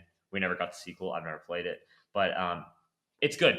And if you like JRPGs, you'll like it, and you will. If you are an appreciation of those 32-bit JRPGs on that were on the PS1 era, you can definitely see the inspiration from Seventh Saga. cool. Yeah, and the game that I want to see added is the original Shadowrun. It is a from a tabletop RPG property, and it's within a cyberpunk world. Some sequels, I think the three relatively most recent games got ported, but this original one did not. And, I always want to see like again. I recommend F Zero and Ninja Gaiden. I want to see like the original game. Kind of show people how the series began. And there's other elements of the game that I won't spoil that's actually really cool. But yeah, it's I would say it's noir as well. It's just, I believe you're a detective, or maybe a private eye, and some unfortunate event befalls you, and you kind of have to go from there, and figure out what's going on in an RPG. So yeah, I would like to see that. I would like to see that added. Okay, the next one is going to be the Nintendo 64, correct? Yes, yes. Yes. Okay. Here we go. Okay. Um, and we're gonna start as we've maintained. We're gonna start with our must plays. And Sean, I can't believe what you're gonna put as a must play. The evolution. It's all coming back to Dr. Mario, but this one is one of the final N64 first party games, Dr. Mario 64. This game is what I played on the entire plane ride here. You played a Um, lot while you were able to. yes, I did. This game is a huge step up from the original Dr. Mario. There's a story mode where Dr. Mario and Wario are basically you have like 2 different characters you can choose. You can either choose Dr. Mario or Wario, and they have two different motivations.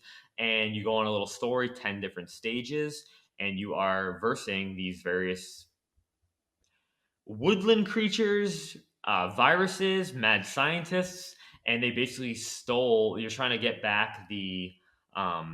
It's kind of like a magic medicine that is supposed to heal all. It's really interesting. The story mode has like little cutscenes in between, and they're all like cardboard cutouts, which is really interesting.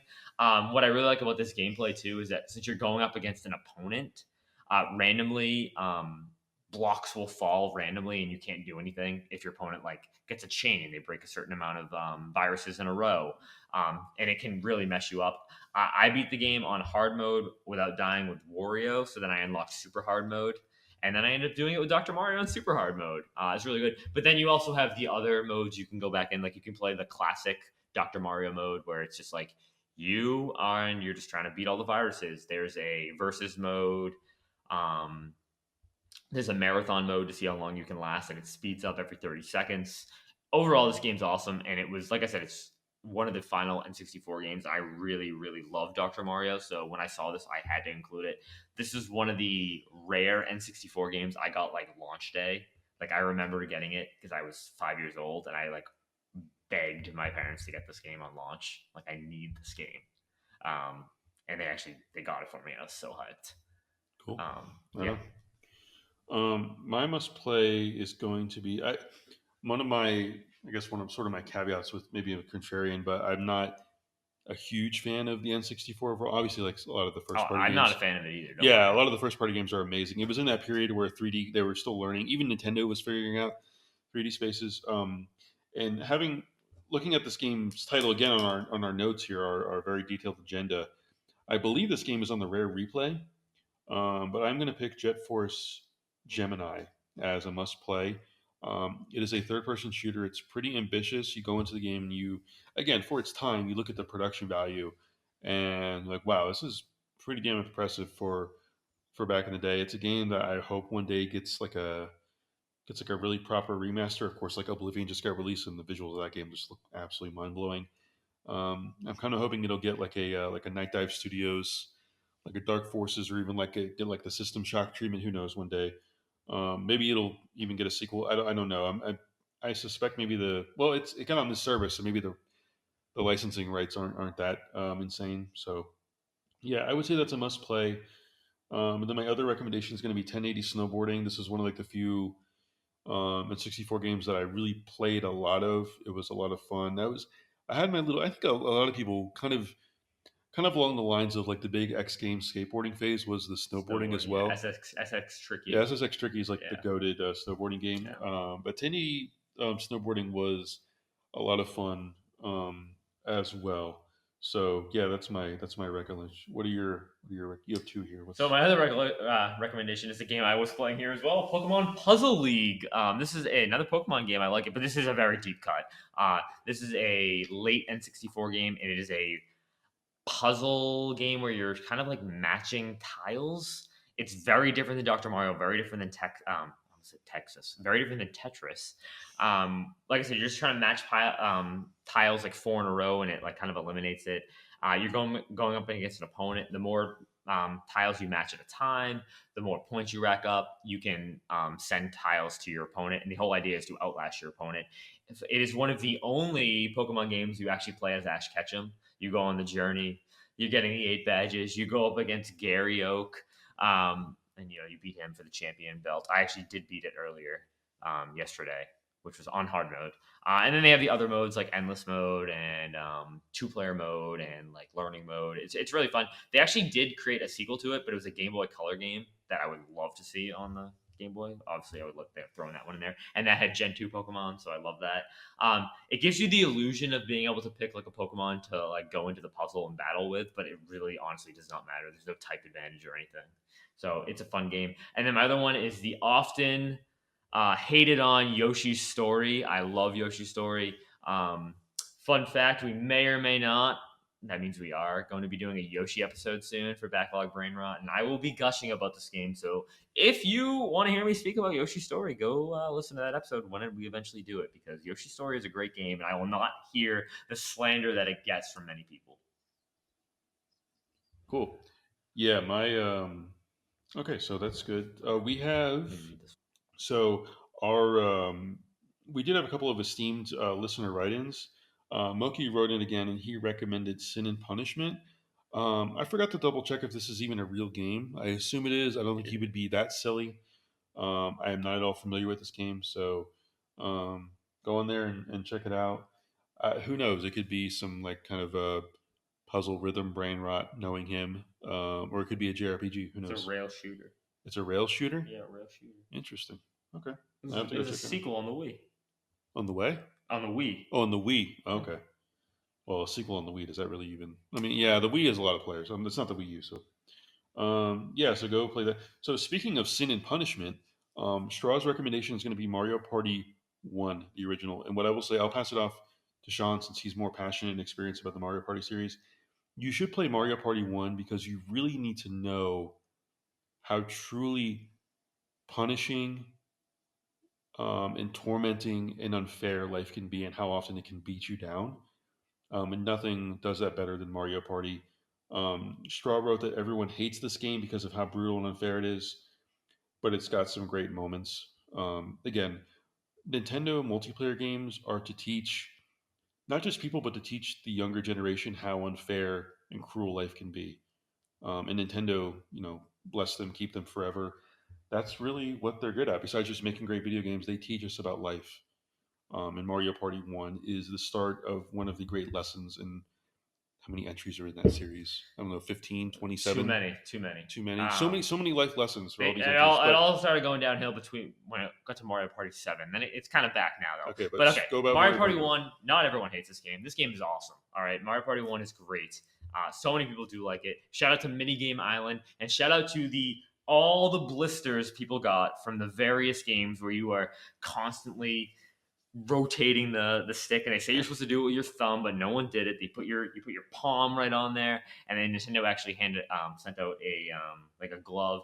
And to circumvent that, for Mario Party 2 and Mario Party 3, there are no the other N64 Mario Party games. There are no games that do that. It returned in Mario Party 4, but the GameCube controller was much more, you know, they were much nicer to our palms. I'll say that. Yeah, the mini games are really to prepare the youngins for their 16-hour shifts in the In the factories. coal mines. Yeah, in the coal mines and the factories, or assembling Nintendo Switch 2s, Yes. that which we have all pre-ordered, thankfully. So, in Nintendo's good grace, they have seen deemed us fit to pre-order their new console. This was awesome. So, yeah, go play Mario Party 1. Just learn an original life lesson in how cruel and punishing life can truly be. But since it's Nintendo, it's a good life lesson. So, we're gonna go. We're gonna get to our the game that we want to see added to the N64 library, and I want to see Army Men, Sarge's Heroes. This game is just awesome because I think, well, I'm an extreme boomer.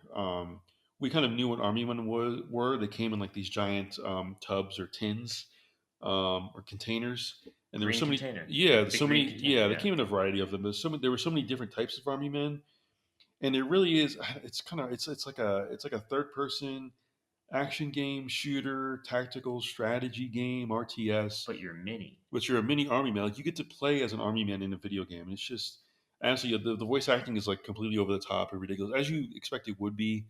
Um, so yeah, that's going to be my recommendation, just of how nutty and awesome. And the game is genuinely fun too. So that's going to be in If your you game's so going I'll to be say this: if you play Surge's Heroes 1 and you don't want to immediately jump into 2, you gotta come talk to me because trust me, game's awesome. yeah. The game is rule. All right, my game is called Mischief Makers. It's an NX game. It is like a 2D platformer combined with a puzzle game. You are connecting various like shapes to try to glide on like basically rails. It is a very fascinating game. It is a game that I had nothing about. I saw the NX logo and wanted to play it. It was $5 at EB Games. So I got it and I absolutely loved it. It is a really interesting game, severely underrated, and a lot of people don't know what it is. So yeah, Mischief Makers. Cool. The next generation that we're going to get to is the Game Boy Advance, and I Right, am my bread and butter.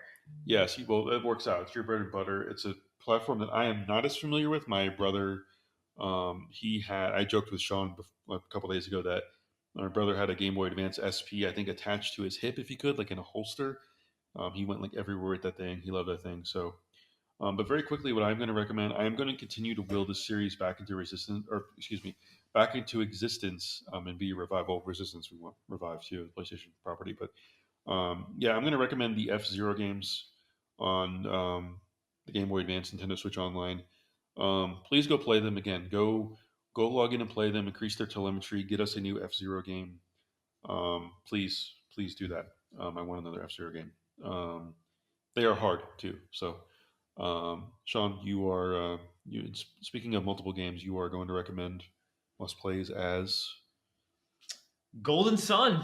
Two more Capcom RPGs. Golden Sun 1 and 2, they are both on here. These games are phenomenally underrated JRPGs, like fantastic to the point where when you play Golden Sun 1 and then you boot up 2 and you are now playing as like one of the antagonists from Golden Sun 1 and you're like, what am I doing here? And then you realize you actually learned to love that character. It's great. Shout out to our boy Isaac. Didn't get into Smash, became as a Smash assist trophy. This is very similar to you. I really want a proper third game, not that crappy DS game they gave us in 2009. Um, I would love if Capcom could make it. That's really cool. This is so unique that they use like they don't call it they don't call it like energy or magic. It's like psi energy. They call it. It's like psychic powers. The summons are called jins, like with a D. It's like very Japanese with a D at the beginning. Overall, it's just such a good game. The cast of characters is great. The the variety of areas is so like they have like a dungeon where it's like you're underground in a desert, but then it's like there's like water like pouring. It's really hard to explain without like giving away a lot of stuff. I would highly suggest playing Golden Sun 1 and 2. Unlike a lot of JRPGs, these are direct sequels, so do not play the second one without playing the first one. You will be lost. They're such good games. Shout out to our boy Isaac. Isaac for the next Smash game. You heard me, Sakurai. he's listening. He's taking notes so as he's wrapping up Right. Kirby Air Riders development. But I will let you. I'll let you start off the other recommendations since you have a handful of them. All right, so I have real quick. It's another Pokemon game on here. This is a deep cut only because this series is not a deep cut series, but this individual version, Pokemon Mystery Dungeon Red Rescue Team. The reason why it's a deep cut is because, like many Pokemon games, it's released in pairs. The pair was on the DS, like the second game was on the DS, and it was already a year and a half into the DS's lifespan. So almost everyone just chose Pokemon Mystery Dungeon Blue Rescue Team when Red Rescue Team was pretty much the same game, but it ran better because it didn't like a lot of early DS games kind of chugged, whereas this game did not chug. It was all that 16-bit art style, and it's who doesn't love to take over as a Pokemon and like you are actually playing as a Pokemon. And it's a mystery dungeon you're going through. You're talking with people, you're creating relationships, and you have like this like awesome mystery dungeon combat. If you're familiar with those mystery dungeon games, they're great. I love it. Love it. Shout out to Charmander. I'm usually a water guy, but I actually prefer the Red Rescue Team this time. Yeah, overall, great game. Highly recommend it. And I have WarioWare Inc. Micro Mega Games. That's money. That's a dollar sign for the S, like Kesha used to have. Um, this is the first WarioWare Inc. game. This is like such a crazy idea for a game where Wario is so greedy that he's like, I'm gonna create my own company to milk money out of children because he needs money, and then he starts selling all these micro games, and you just go through and you just play a bunch of mini games, and there is a story to it, and there are unique characters. Like you have Mona, who's a pizza delivery driver, and her whole thing is like she's trying to deliver a pizza on time. So like as you're going, you're playing mini games, and as you progress the mini game, like you go further. And there's an awesome song called Mona's Pizza, and it's one of the songs you can get in Smash Brothers. And I kid you not, we played a lot of 99 live matches with that song playing, Mona's Pizza. And shout out to 9 Volt, he had the best mini games you could play. Well, again, it's the story there is Nintendo, like with Dr. Mario, Nintendo's being prophetic. You're milking money from children off of Yeah. micro games transactions. So And it all goes back to Dr. Mario because there is a Dr. Mario themed mini game in here. It's all Yes. yeah. The Nintendo spin-off universe is vast. The continuity is a sheer spider web. So yeah, that's cool. I know the most recent WarioWare game really just kind of came and went. Yeah. A lot of Get the it most together, well. right? Yeah, a lot of Yeah, a lot of the more recent ones I have. played the demo and I wasn't like overly impressed, but again, I always respect when they do these like really quirky spin-off games, at least attempt them. So mine is going to be. I alluded to this earlier. I think the Kirby series gets too much hate. I don't want to say hate; it just gets dismissed too often. Um, but I'm going to recommend Kirby and the Amazing Mirror. I think it's. I don't know, would you say it's like widely considered one of the best in the series? I've been told that it is the definitive way to play 2D, like 2D Kirby. Yeah, I've yeah, not played it. I've been suggested it many, many times, and I will be playing it. yeah. I think for me, I admittedly always have nostalgia for the Game Boy game from Kirby. The So Kirby's Adventure. yeah, what did I'm always bad. Yeah, Kirby's Dream Land. I'm sorry. I've always been partial to that one because I have the most. Again, I just on long road trips, I was just playing Kirby's Dream Land a lot on Game Boy. But yeah, Kirby Amazing Mirror. I would say recommend that. Just to kind of counter a lot of the kind of dismissive attitude and borderline hate that Kirby gets. We put respect on Kirby's name before get on the Kirby bandwagon now before Sakurai has it like has the brand new wheels and the chassis ready to take it off again or to take off the series. So yeah, and then we'll get to what we want to see for Game Boy Advance. I want to see Advance Wars again. This is not only a game that I have a lot of soft spot for. A friend of mine that I played soccer with pretty frequently. We would travel on like long distance road trips, like 2.5, whatever, 3 hours away. Um, he showed me Advance Wars, and then I eventually got the game because I liked it so much. And I have, as a kind of a caveat here, I don't care about whatever remake or remaster because the art style is like, yeah, whatever. I just want the original. Just give me the original game. Um, I enjoyed it. I would imagine it still holds up really well. I had a lot of fun with it. So, yeah, just bring the original Advance Wars. So, what is your want to see? So I hinted this last night at dinner to you and Janucci. Shout out to him. This is a not Pokemon, but Digimon. This is Digimon Battle Spirit 2. Oh my gosh. Me and my friends played a lot of this game, Link Cable. It is a fighting Digimon game based on season 4 of Digimon Frontiers, often hated, Of course, overly hated season of Digimon. season 4 Digimon. Yes. I'm gonna go get another beer. I'll be right back. Yeah. I absolutely love this game. Like I said, it's a fighting game. You get to play as any of the 4 original Frontier protagonists. You can eventually unlock the 5th protagonist. If you're not familiar with Digimon Frontiers, this is a very unique Digimon series in which the character actually becomes the Digimon.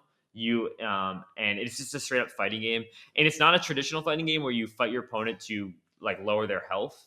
You fight their opponent to you knock like they call it like spirit balls out of the opponent, and at the end of the timer, whoever is the most spirit balls wins. It's a lot of fun. There's an arcade mode where you go through and just fight a bunch of enemies.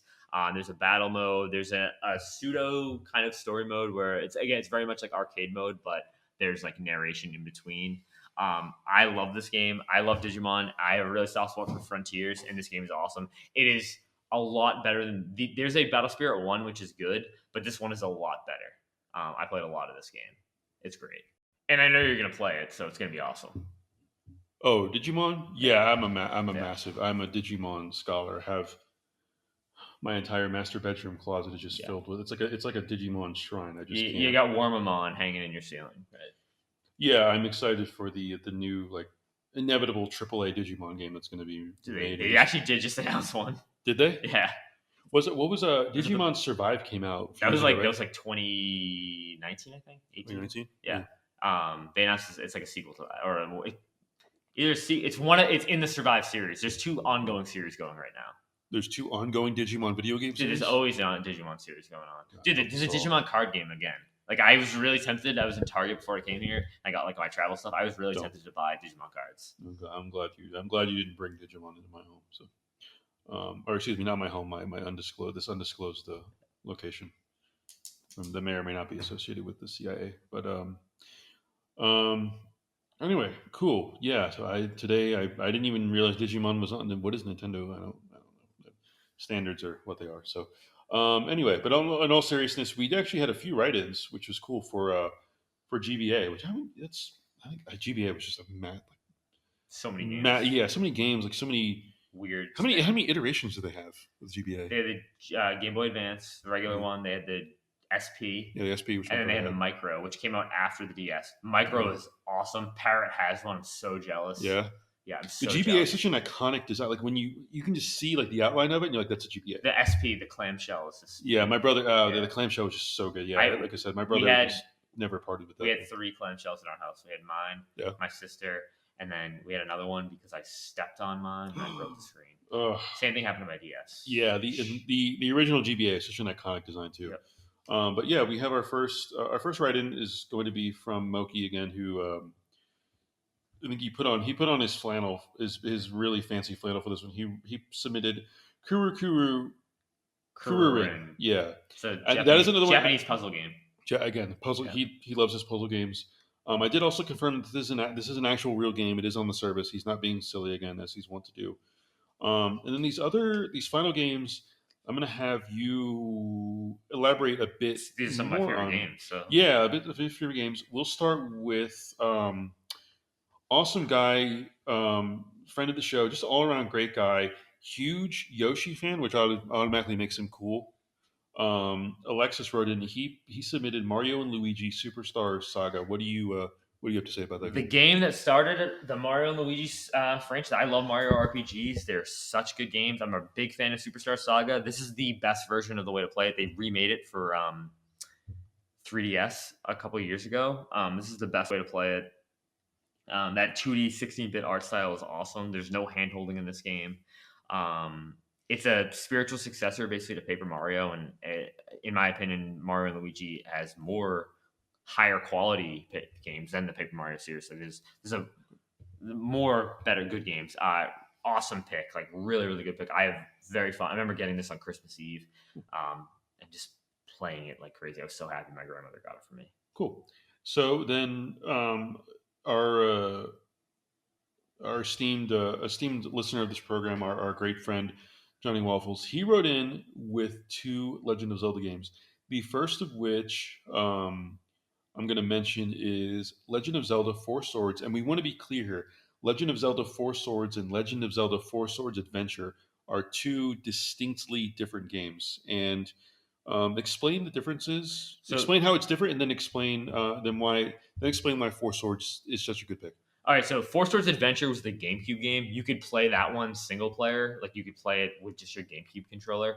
But if you wanted to play it multiplayer, you had to have four different Game Boy Advances plus four different like Game Boy like, like controller like controller like wires that you had to plug in your GameCube.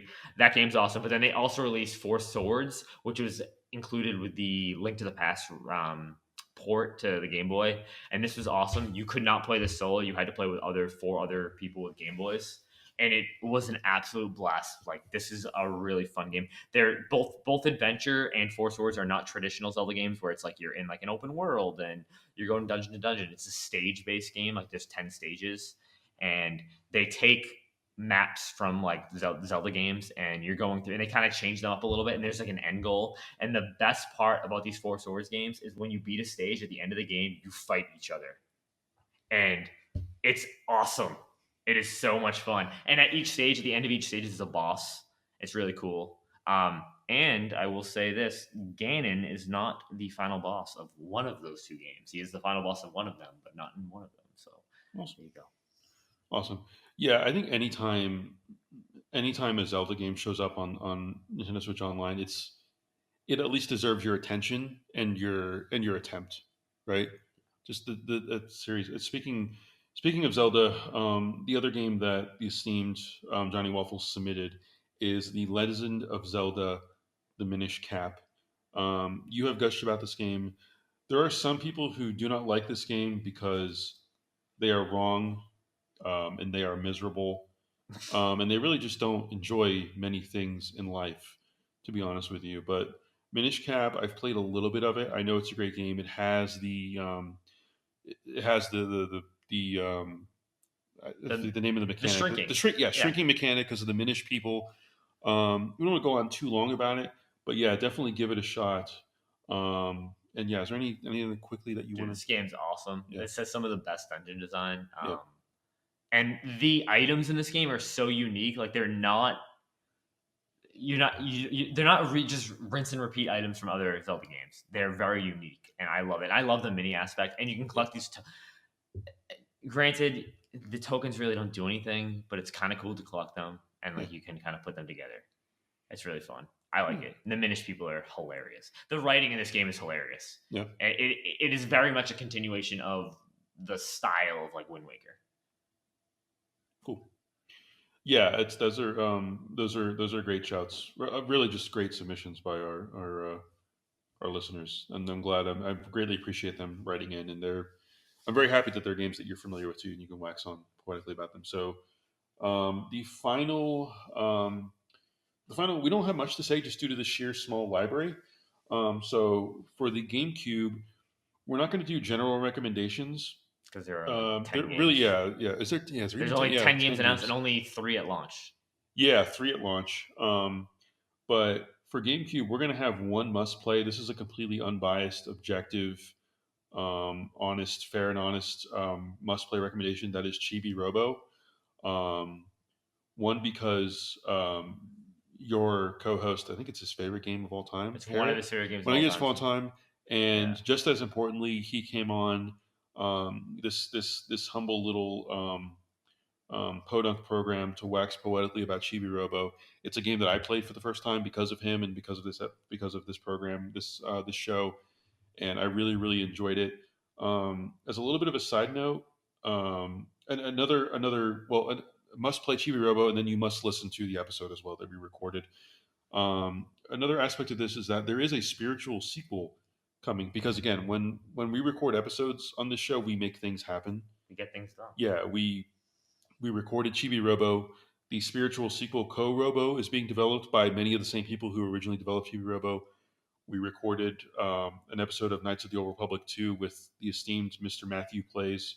And then we learned, literally, in the time from when we recorded to when the episode aired, we learned that the remake is still alive and well. So we make all kinds of crazy things happen on this episode. And we're given how we're going to make a new F Zero happen, fingers crossed, and a new Golden Sun, right? Yeah, and a new Dr. Mario. A new Dr. Mario. Yeah, yeah, yeah. New They Dr. actually, Mario. there's actually a lot of Dr. Mario games. Yeah, as There's like Dr. Mario. Yeah, Dr. Luigi. there's many pills to be pushed. Yes.